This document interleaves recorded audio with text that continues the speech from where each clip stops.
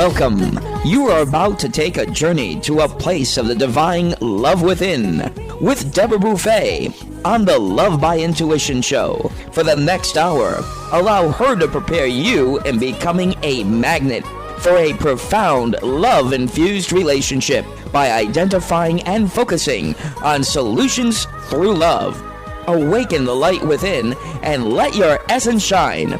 And now, here's Deborah Beauvais on Love by Intuition, all part of the Dream Vision 7 radio network. Welcome, everyone. Bonjour, mes amis. And yes, here I am, Deborah Beauvais, founder and owner of the Dream Vision 7 radio network. If you are tuning in for the first time, we are Boston-based, syndicated internet radio station with all the bells and whistles that you could possibly have. You can listen to us anywhere in the world. You can ask Alexa to play Dream Vision 7 radio. You can listen in your cars. Anywhere you are, you can just tune in. And I know we have a lot of people that tune in on a daily basis. So it's exciting to have those out there eager to learn about how you can uplift yourself, your life, live your truth, and find self-love and self-care, all those good things. If you want to know more about us, you can go, and I should say all the most glorious hosts we have that are here for you, go on Dream Visions, all one word with an S on the end, the number 7, radio.com. Well, I have an excellent guest. She is actually within our community.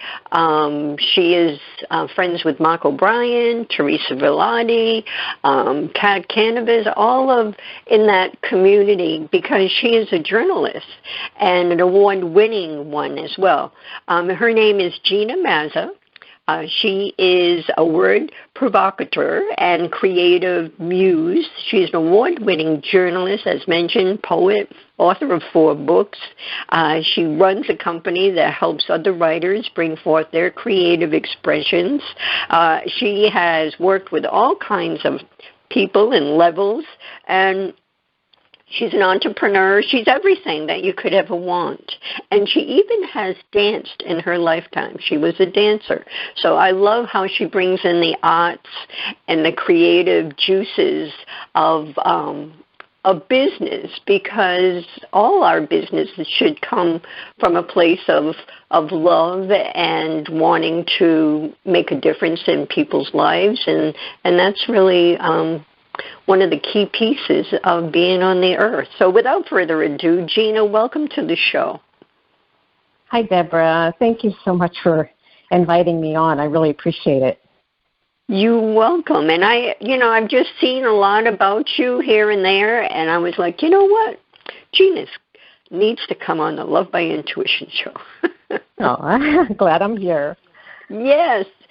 And you have your latest book is Essential Astonishments, and it's all about poetic reflections for awakening. So we're going to talk about that, but I like to get into the juice of how you evolved, how you started in life, and what brought you to where you are today, because you're an awakened soul. You're doing good things for others.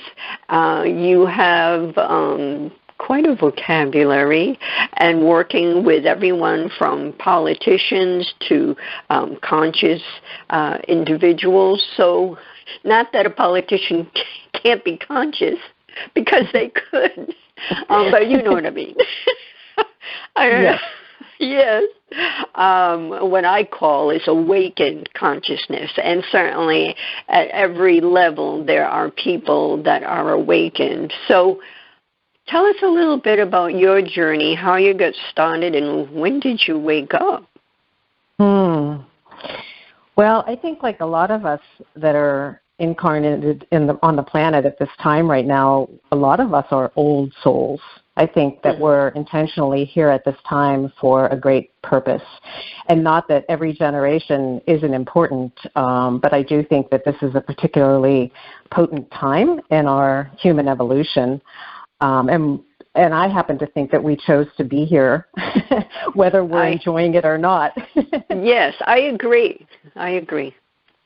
Yeah, so I think, my mom used to say I was born older, and I think, I don't know what that is other than I did come in to this incarnation really feeling like I knew what I was sort of here to do, but I didn't know what forms that would take. I knew it had a lot to do with creativity and consciousness, higher consciousness. And again, as a little girl in Catholic grade school, I had no clue what that looked like. But the first thing that really took me in and absorbed my mind was writing, the written word. I was a huge bookophile. I was always with my face in a book, and loved that I could be in a space of, just in the security of my own house as a little girl, but travel to other realms and to other worlds. And I think that doing so, reading really set the tone for my later spiritual development in terms of going to other realms in other ways, sort of outside of the mind, outside of the imagination, and tapping into those other dimensions that we are starting to really perceive and understand now. So writing and reading was always an affinity for me for whatever reason. I think that we all have affinities that we're born with, and that just happened to be mine. And it just never gets old for me. I mean, I just, after all these years, still am in love with language and what I call the lyricism of words and the importance of language, because where would we be without it? I mean, we need language to communicate, to get along, to be in relationship, and to exist, really. Absolutely. And how we communicate is through words, and words have power, as we know, and we've heard a lot of that in the last couple of years of how powerful words are. And so how do you feel about that when words are used in a derogative way instead of, embracing them and using them in a proper way? Yeah, if anyone ever wanted to doubt the power of words, all they have to do is look no further than, on any given day nowadays at the battle that is being waged for control over those words, right? It's really becoming pronounced, maybe more so for people like myself who are into language and, having been a journalist all these years and working with the word and seeing the development of the fields of media and book publishing and, just in general, how the internet has blown wide open, free speech and all of that. I mean, it's really been a phenomenal time for that. But with that, with any new freedom or any new technology comes the potential for people to, use it for either good or not so good. And I think that happens really with, sorry to say, but like mostly everything. Any invention that we have has, two very strong potentialities. One is for people to take it and, as you say, really infuse love into it and see what we can do to maximize its potential for all of humanity. And the flip side of that is those taking it and using it for their own gain or in some ways even for nefarious or even evil purposes. And, again, this is playing out in a really big way right now, and I think it's becoming or has become obvious to pretty much everyone, unless you're maybe living under a rock, but I think mostly everybody is feeling that. Yes, agreed. Yes, it's fascinating how everything that is happening is, one could say, from a spiritual conscious place, that it's happening exactly as it should.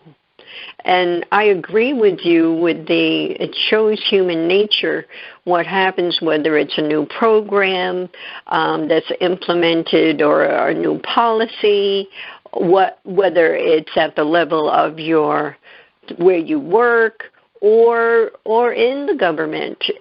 You always find the flip coin as you're explaining, whereas people abuse it, and then those that really need it may not receive it because of the negligence of what society is doing.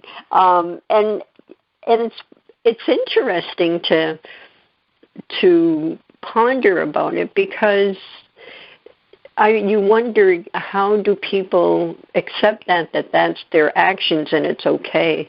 But share more about that, or share more of what's happening now. And let me ask you, too, that the Great Awakening, back in the 1700s, there was something going on there. I'm not educated in that area of what happened and all, but when you speak of the Great Awakening, what do you mean? Is it for 2024, and what is it really all about from your perspective? Well, and that term is used kind of loosely, I guess, to describe this period of time that we're in.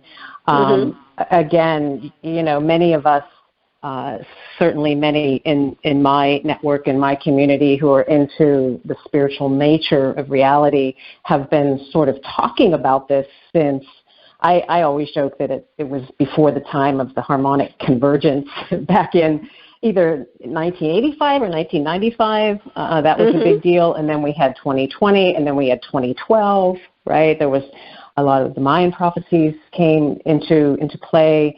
And it's really, what I think it's really just a time of, a time where we're coming to an end of a cycle and beginning a new cycle.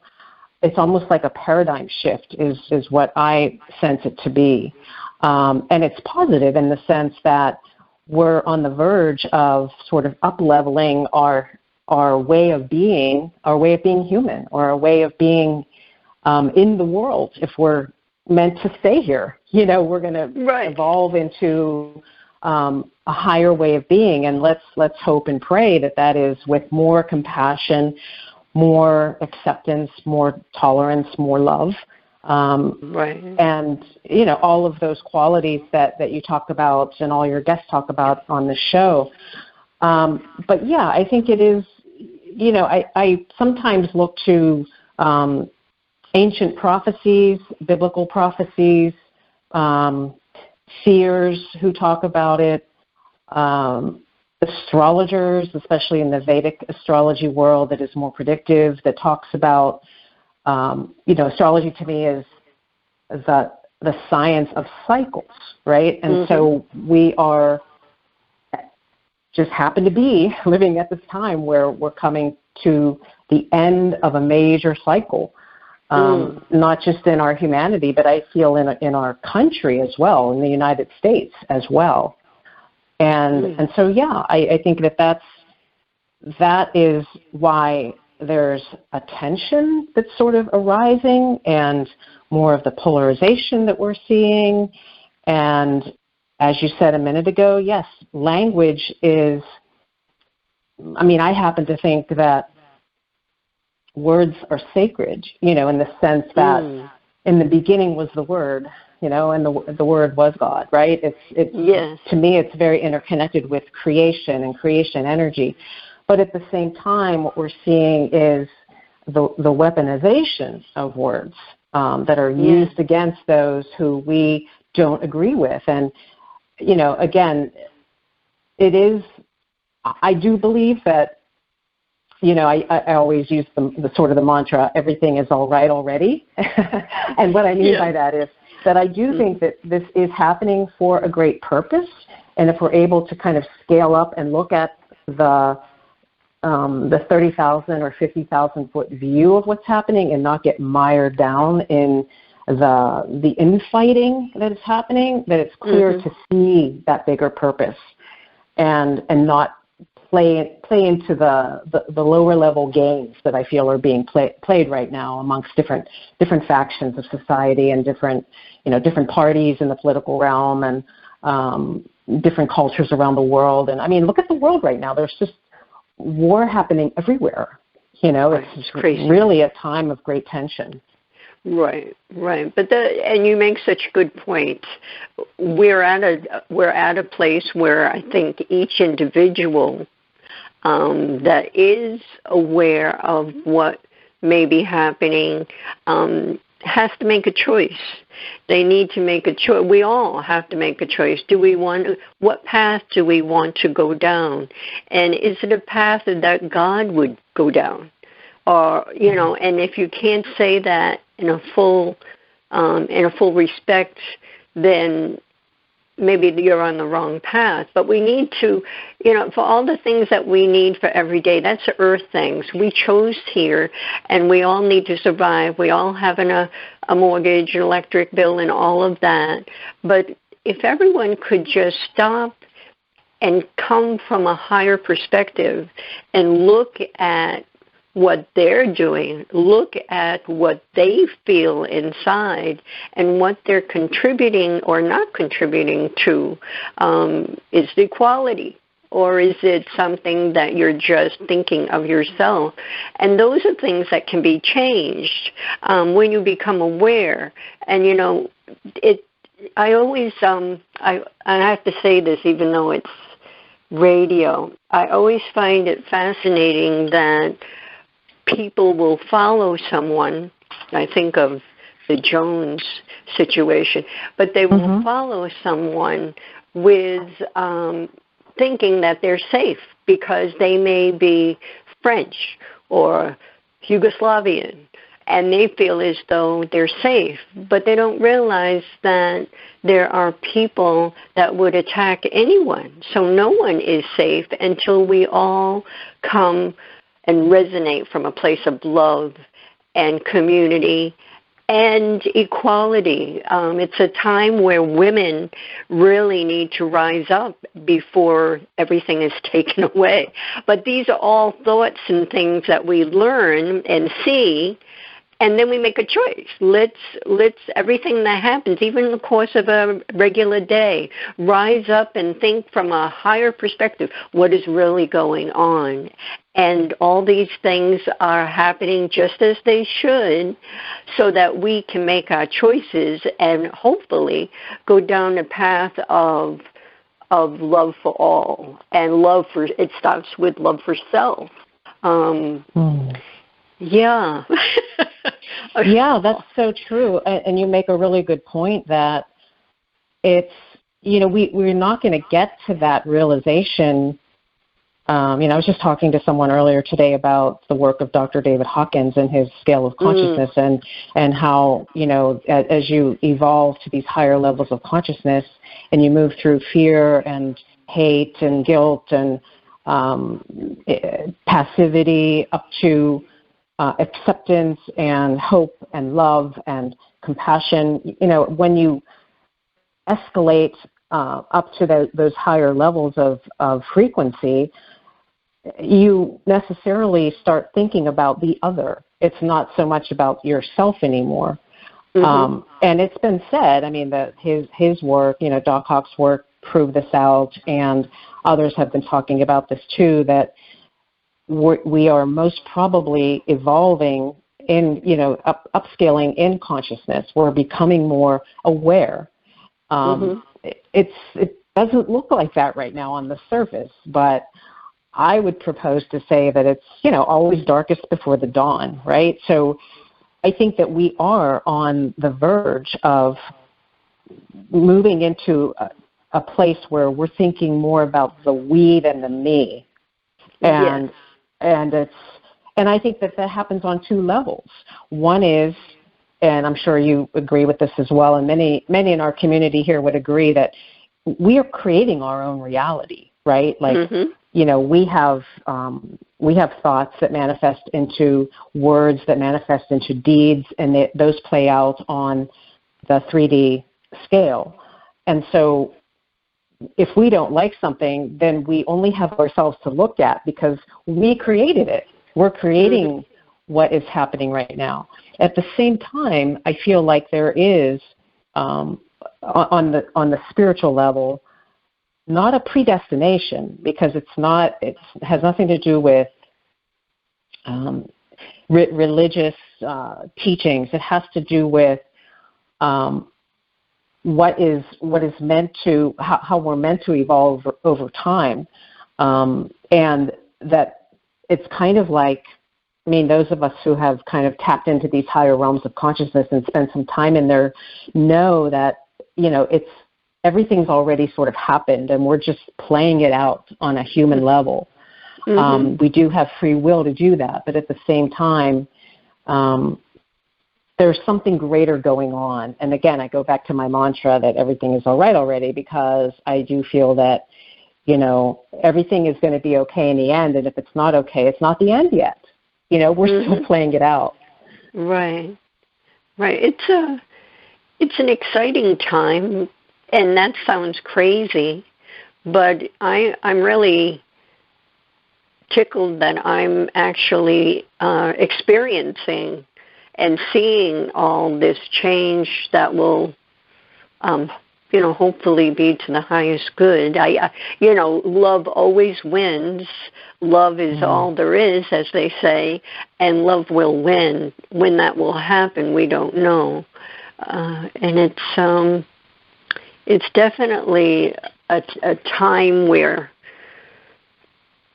again, we all have to really think about our participation, what we're doing and what we're feeling and what our mind is telling us. Right. As Gandhi said, be the change that you want to see in the world. I mean, that still applies. It applies more than ever. It's a time of speaking up. It is a time of women stepping forward. It is a time of activism in the sense that, again, we're creating this. So if there's things that we don't like about how we're in relationship as humans, then we can uncreate that and we can build something new. And going back to this Great Awakening phrase that is being used in different places, it's also goes by other names as well, but I'm not so much into labeling it as I am just thinking of it as, yes, this is the time when there is, what I call it is a cauldron of reconstruction, where the things that aren't working, it's okay to deconstruct them and to reinvent or reimagine ways of doing things that are more appropriate for where we're at as a species. Yes. We're further along than we were several thousand years ago. Let's hope so anyway. And so there's new ways of doing things that we can create and agree upon, just as we have in the past created and agreed upon things. Right. And that's so correct. I mean, that's what I'm thinking too. There's so many things that need to be redeveloped or redesigned, a system that needs to look at not for, a century ago, but for today's society and what works for all.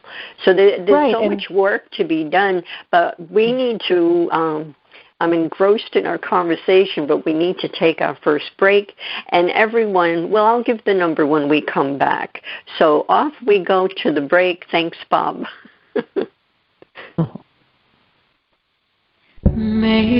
Experience different yet profound healing with Reconnective Healing. Includes yet expands beyond any and all known forms of energy healing. The Reconnective Healing spectrum is comprised of the full healing and evolutionary continuum of energy, light, and information. It allows for healings that are not just physical, not just mental, not just emotional, yet go beyond that to bring healing that includes the evolution of your very being and essence. Deborah Beauvais, trained and certified by world-renowned Dr. Eric Pearl, offers appointment hours at Seacock Family Chiropractic in Seacock, Massachusetts. For questions or to set up both distance or local sessions, call Deborah at 508-431-1959. Again, 508-431-1959. Or go to lovebyintuition.com. That's lovebyintuition.com. Calling all authors. Have you been considering an audiobook? Well, look no further. Come take advantage of Dream Vision 7 Radio Network's unique in-house audiobook production, which includes benefits and bonuses from our radio station. Let our knowledgeable staff guide you to create the audiobook you've always dreamed of without breaking the bank. Check out our full one-stop service from A to Z, including the ACX process. Schedule a free consultation by calling 508-226-1723. That's 508-226-1723. Or go to dreamvision7radio.com. After narrowly surviving the attack on Sandy Hook Elementary, first grade teacher Caitlin Roy DeBellis was left searching for answers that would never come. Eventually, she chose to focus on questions that could be answered. How do I make sure this tragedy doesn't define us? How do we get our control back? Those two questions led her to found the 501c3 nonprofit organization Classes for Classes. When gifts poured into their classroom, she decided they would help someone else by paying it forward and being kind. This developed into a social network which allows K-8 classrooms to connect so that every student in the United States can learn these crucial lessons. Classes for Classes' mission is to build students' social-emotional intelligence by connecting them to care. All C4C projects are crowdfunded. Any teacher in the U.S. can visit classesforclasses.org. That's classes, the number 4, classes.org. Sign up today.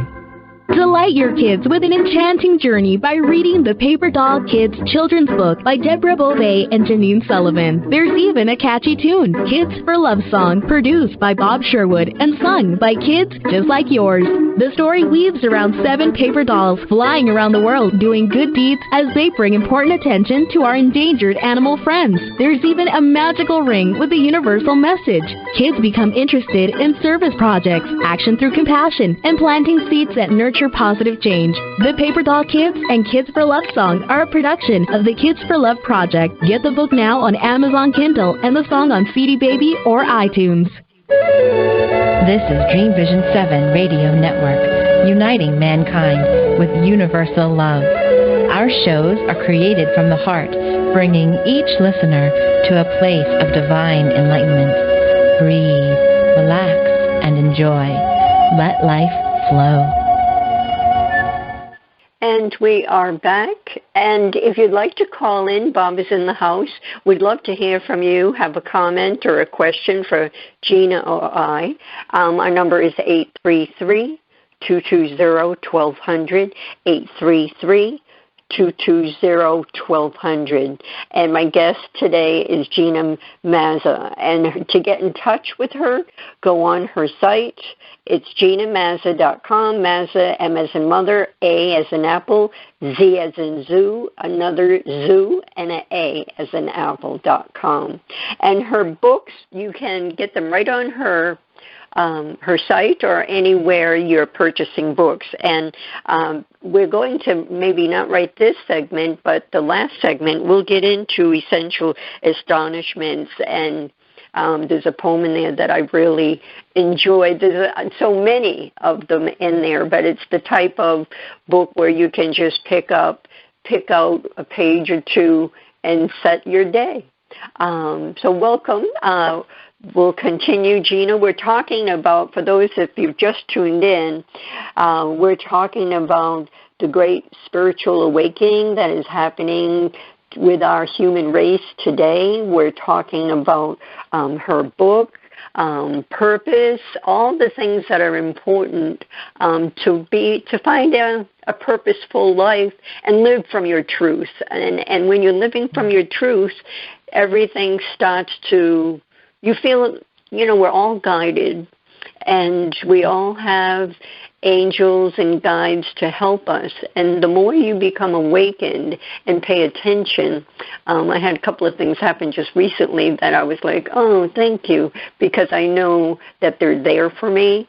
And so this happens more often, especially especially because of the time we're in. The frequencies, the vibrations are at a higher volume, a higher level, and if we pay attention, we can receive so much richness, so much. The nectar of life is in listening and then implementing plans from our messages. I mean, there's so much more nectar too. But how do you feel about that, Gina? I'm just going on and on, but yes, over to you. Yeah. So just to sort of marry our two themes that we got started on the first segment of what's happening in the world right now, and also the importance of language and the written word. I feel like it all goes back to the concept of story. We live in a story-shaped world. I mean, every aspect of our lives is fashioned by this. And, I look at what's happening in our world right now, and again, that sort of 50,000-foot view shows me that and I just want to interject too, humor is so important. Okay, so I might make a joke or two here along the way, but I feel like it's really important to not take ourselves too seriously. But we do live in what I call a fictive reality, and that reality is predominantly shaped by stories. So when you think about all of the things that we hold dear or subscribe to, even without even thinking necessarily, like our economic system, our governments, our politics, our religious beliefs, everything, all of these are beliefs that are shaped by story. And if enough of us believe in the story, then it actually seems true, right? So, for example, if enough people stop believing in the story of money, maybe it would cease to exist. I don't know. Maybe there would be something other than that. Right. Because what is money anyway? It's just bits of data on a computer somewhere, right? It's we hardly even use cash anymore or coins. So, I just feel like it's really important to understand the storyline that we're living right now, and to not take it too seriously, even though it can be serious as a heart attack. I mean, some of the things that we're dealing with right now do seem like life or death. They literally are like life or death. But at the same time, this too shall pass. I mean, I just feel like even this will pass into something other than what it is right now, and that's the nature of us being on the planet and the nature of us being human. And I just feel like there's so much. I agree with you. I feel like there's so much richness right now in terms of what's coming forward, because it is a time of digging deep and disclosure, and things coming to the surface, and the light coming to the surface, right? I don't feel like we can get to that unless we dig into the depths in order to see what's there and bring light to the depths. And I feel like that's, from a spiritual perspective, what is happening right now. And so it's for a good end result, because we will perceive more, we will know more, we will experience more, and we'll become more, hopefully. Right. And we will, and we do. So I think if we spend time, even if it's a short time every day, in this kind of energy, then we become that energy over time. And we're more uplifted, and that feels good. So that feeds the soul and the mind to want more and spend more time in this kind of space. Now, what would you say to someone that is struggling with all the, maybe being brought down because they're following all what's happening in a more extensive way, and now they're struggling to try to look at things from a higher perspective?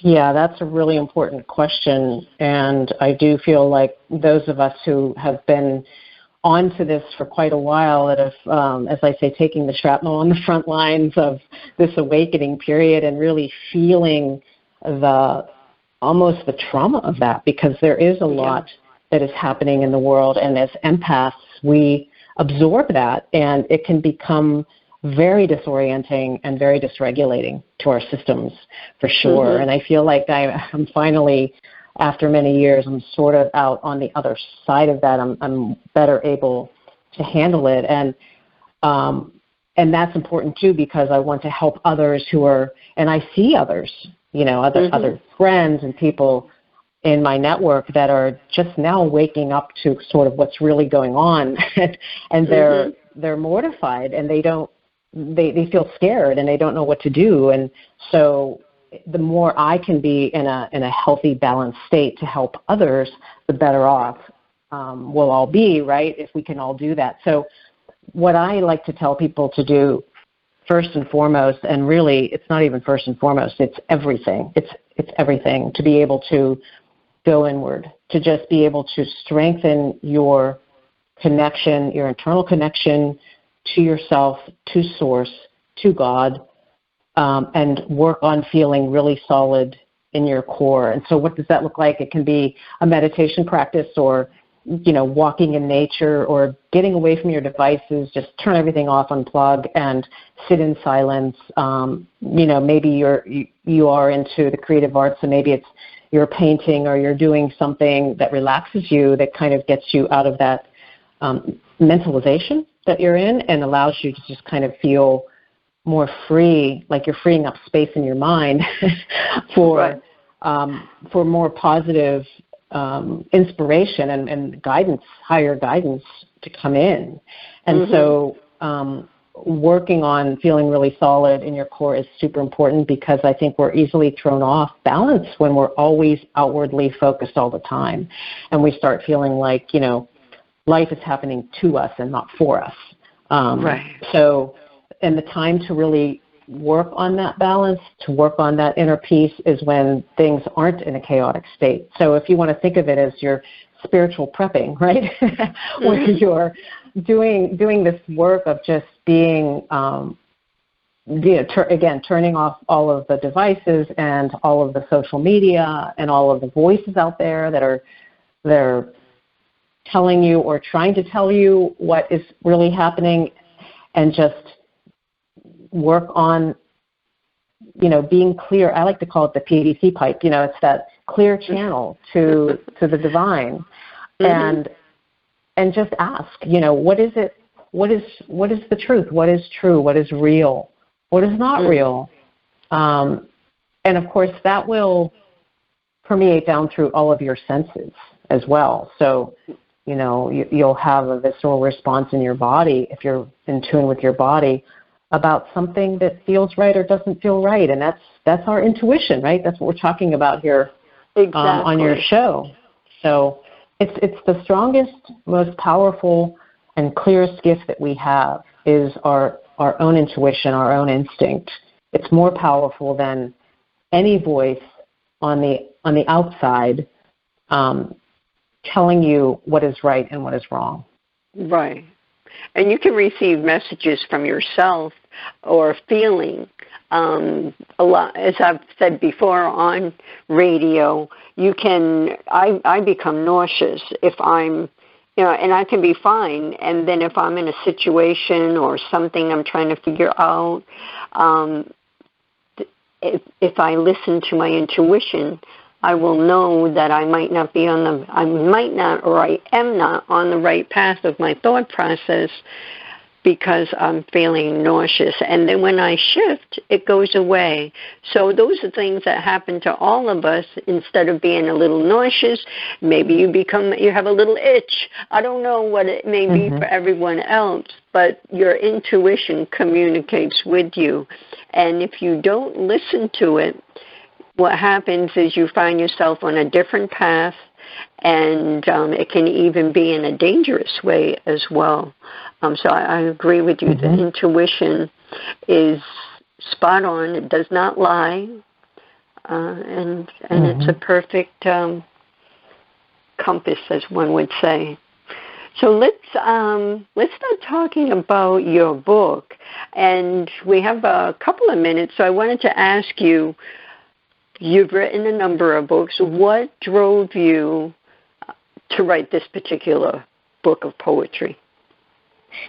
Well, this is a perfect segue, because what we were just talking about is listening to that inner voice and trusting your intuition. And it gets even juicier than that, because once you start really playing in that realm and really getting clear and having sort of a two-way conversation with creation energy, with the divine, then all kinds of really cool, crazy stuff happens. And, we could go down that rabbit hole another day. But in terms of this book that was just published, 100% of it arrived that way. It was basically me asking a question in my prayer and my meditation time to the divine, what is it that you'll have me do right now? What is the next iteration of how I can express my gifts in the world, not for myself, but for others? Like, what is needed right now? And so sort of extemporaneously what started happening is I would wake up at 3 o'clock in the morning, like on the dot, and this went on for months, and I would have these phrases or words or thoughts in my mind that I just started speaking into my voice memo. And I didn't even know it was poetry at that time, but fast forward to the punchline here. Many months later, I had hundreds of pages of content, and I realized that it was poetry, and it was not my poetry in the sense that I was in my creative mind when I was writing it, but rather it was a sort of a gift that was given to me, and I was just the receptacle for it. And and then I was told to get it out there, because the poetry literally wasn't for me; it was for others. And so my mandate from on high was to just get it published and out there. And so it's a different thing for me, because it's my first book of poetry. My other 3 books are creative nonfiction, and it's a departure for me, but at the same time, I can see that it's doing its work in the world, and I'm really happy for that. Yes. And isn't that exciting that you can actually see the work it's doing for the world? When you can acknowledge that and see that, that's quite powerful. So one of the things, well, let me stop here and take our last break, and I'll give out the number, 833-220-1200. Bob's in the house, so if you call, he'll put you right through and we can chat. We'll be back in a moment. Take a journey to a place of the divine love within with Deborah Beauvais on the Love by Intuition Show, Monday through Friday at 6 p.m. and 6 a.m. Eastern. Our message is love in the purest form. The light within us all is a guide to recall our beginning, to learn to love self and humankind, and to feel the higher power of our own divinity. To attract love, one needs to be loved. Come join us and step into this glorious vibration called love.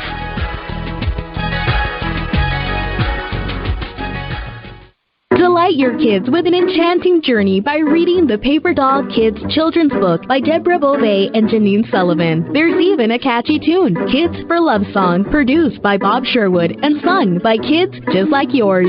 The story weaves around 7 paper dolls flying around the world doing good deeds as they bring important attention to our endangered animal friends. There's even a magical ring with a universal message. Kids become interested in service projects, action through compassion, and planting seeds that nurture positive change. The Paper Doll Kids and Kids for Love Song are a production of the Kids for Love Project. Get the book now on Amazon Kindle and the song on CD Baby or iTunes. Are miracles real? Can you move from mayhem to miracles? 30 prominent authors say yes as they share their high fives and down lows of challenges, abuse, addiction, and love.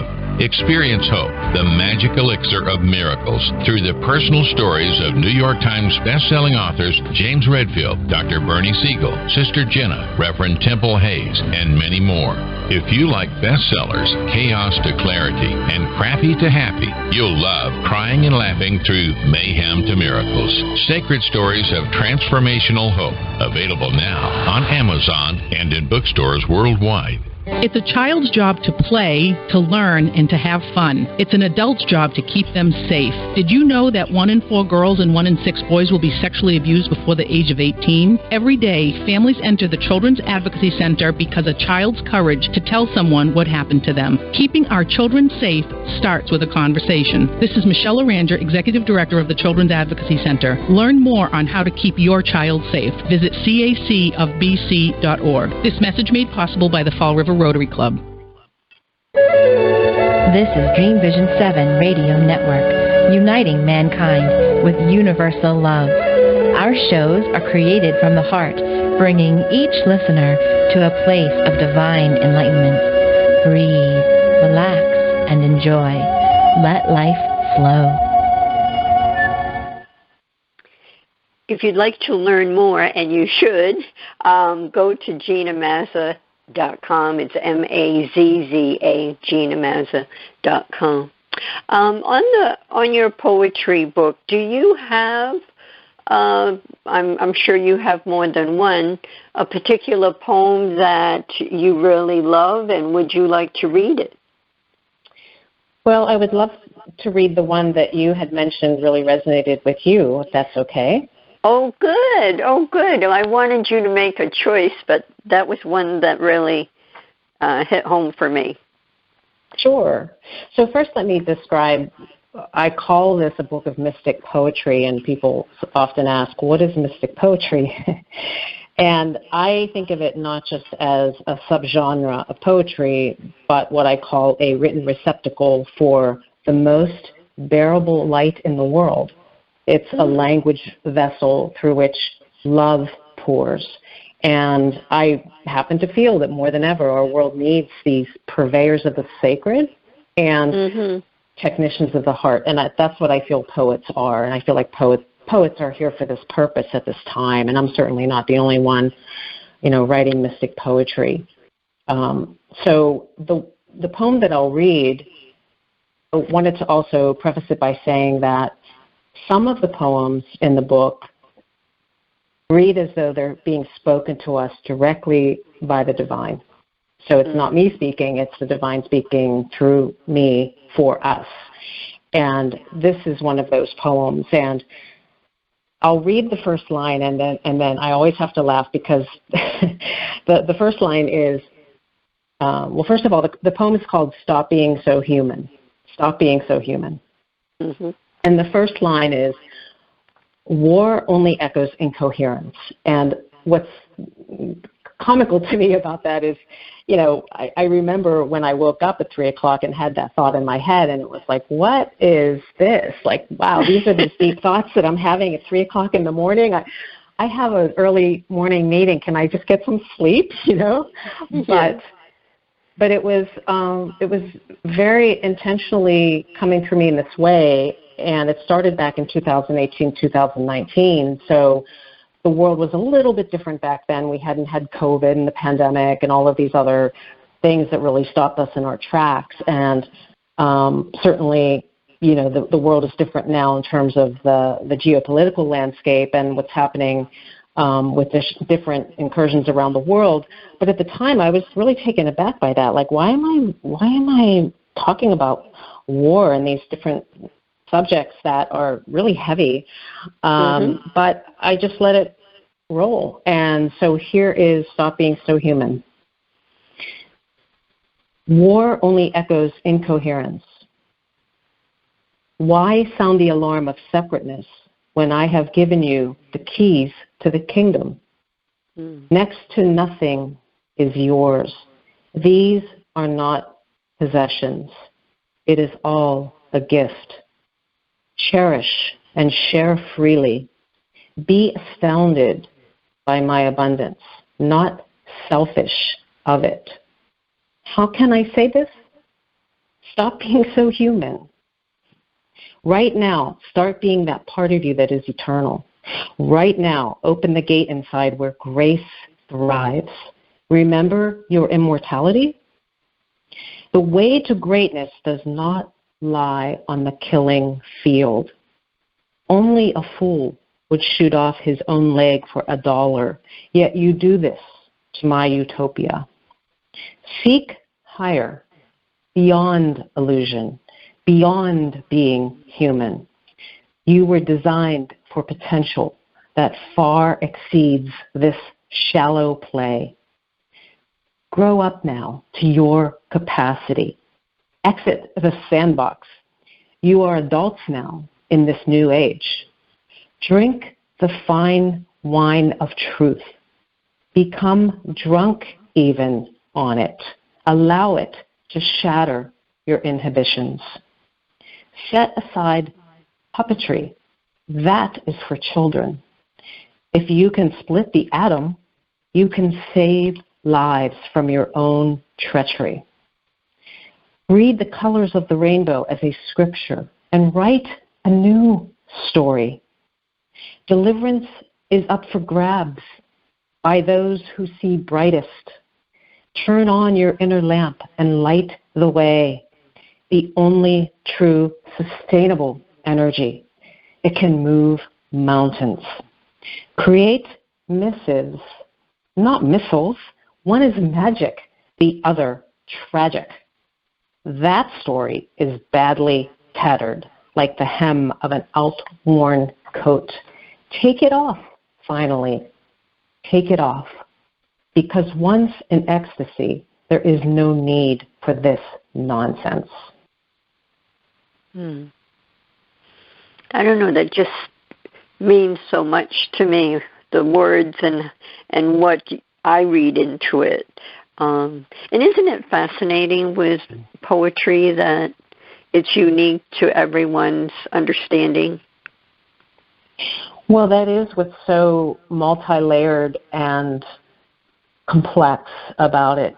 You know, I think that poetry is, as David White calls it, brave speech.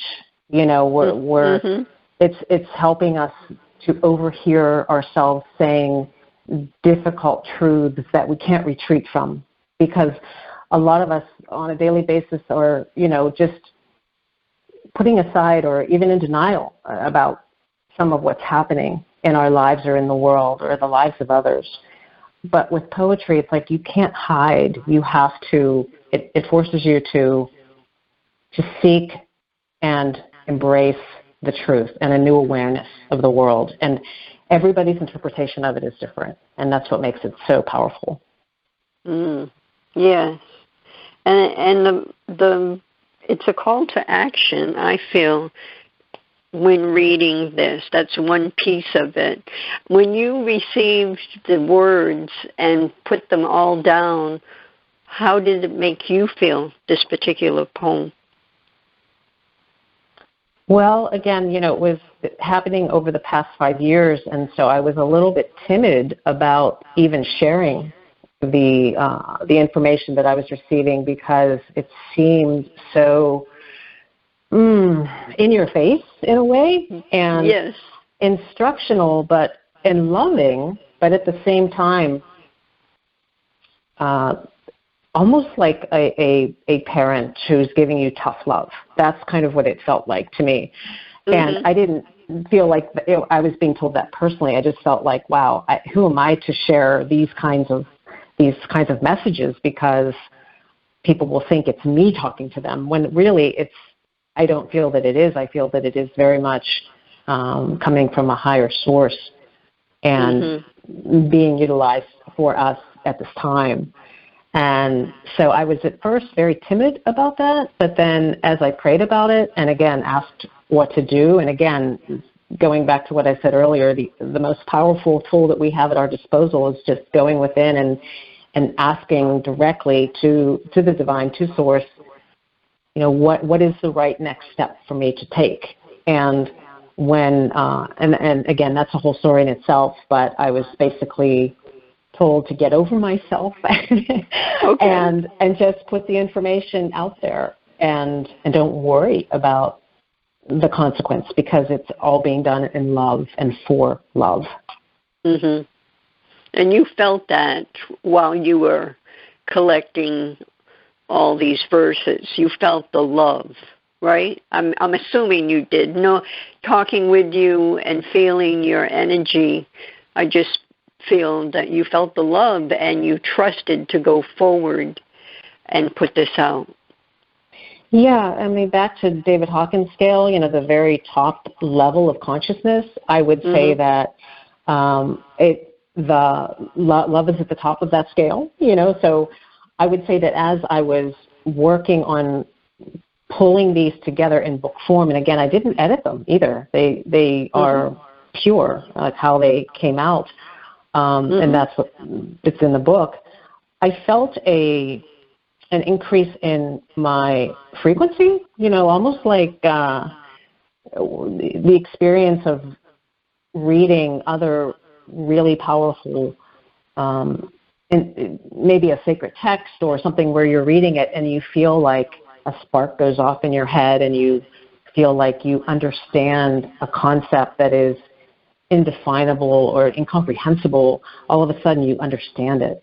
And so I would say that that's what was happening was I was getting more in touch with aspects of our humanity that I don't normally write about. And I was being asked to go there and to feel that. And so, yes, I think to answer your question, it definitely is vibrating at a higher frequency, these poems, and I do think that is what people are receiving. I think that they're, it's almost like the space between the words. There's something happening when they're reading these poems, and different readers have been expressing that to me. And I mean, as a person who publishes words and as a writer, that's about as good as it can get. When somebody reaches out to me and says, I was really moved by this phrase or this particular poem. Yeah, and I love what you just said, that it's what's going on in between, the space in between the words. I love that, because so much can happen when you're paying attention to what's right there in front of you. So, well, we've come to the close, and I want to share from my heart that I've so enjoyed you, Gina. I've enjoyed this exchange, sharing thoughts and just coming from our truth and speaking what's going on, and that is as heavy as it could be. It's exciting. That's one of the phrases that you use, to see beauty and grace in the pain and the chaos. And that's that's all about rising to a higher place and seeing it from that perspective. So I thank you for this time, and I wish you, I'm sure there's some, 1 minute, what's the next? I mean, I know you've written the book, so that takes a lot of time, but what's your next project? Well, first I want to thank you for your beautiful work in the world and what a difference you make, and I've enjoyed this time as well. It just flies by, and we could probably go on for 5-6 hours, but thank you for inviting me. And what's next? I guess we'll see. I do a lot of work with other authors who are writing about the next iteration of human evolution and what that looks like, and so I'm in support of them as well. So I play a foreground and a background role with writing, and I really receive just as much joy in helping other writers bring forth their voices and help them be successful in the world as I do my own, because it's part of my soul mission, I feel, to do that. And so, there's a lot of good titles that I'm working on right now with other authors that are on the verge of being published in the next year or two, and it's all helpful information for navigating these times, for sure. Wonderful and beautiful at the same time. All right, everyone, we need to run. Listen to the show, pass it on, listen to the station, and until we meet again, au revoir. Are you seeking a clearer path to love? Then tune in to the Love by Intuition show next week. All designed to your highest good. To contact Deborah Beauvais, owner of Empowered Connections, call her at 508-226-1723. That's 508-226-1723. Or link on to lovebyintuition.com. Remember, we are all one, and we are all part of the miracle of love.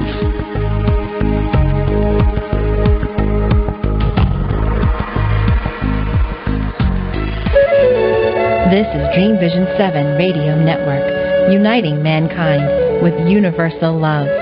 Our shows are created from the heart, bringing each listener to a place of divine enlightenment. Breathe, relax, and enjoy. Let life flow.